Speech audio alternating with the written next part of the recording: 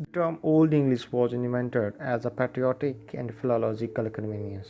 The more familiar term, Anglo-Saxon, has a far older pedigree. Old English implied that there was a cultural continuity between the England of the 6th century and the England of the 19th century, when German and later British philologists determined that there had been phases in the development of the English language which they described as Old, Middle, and Modern.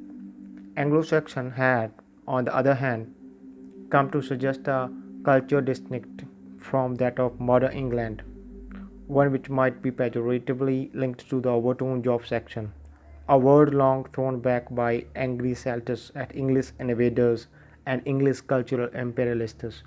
In 1871, Henry Sweet, the pioneer Oxford phonetician and Angelicist, insisted in his edition of one of King Alfred's translations that he was going to use Old English to denote the unmixed inflectional state of English language, commonly known by the barbarous and unmeaning title of Anglo-Saxon.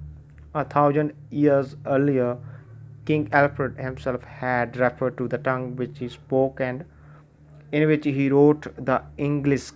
It was the language of the people who he ruled, the inhabitants of Wessex who formed part of a larger English nation. That nation, which occupied most of the fertile arable land in the southern part of the island of Britain, was united by its Christian religion, by its traditions, and by a form of speech which, despite wide regional varieties of dialect, was already distinct from the section of the continental Germans.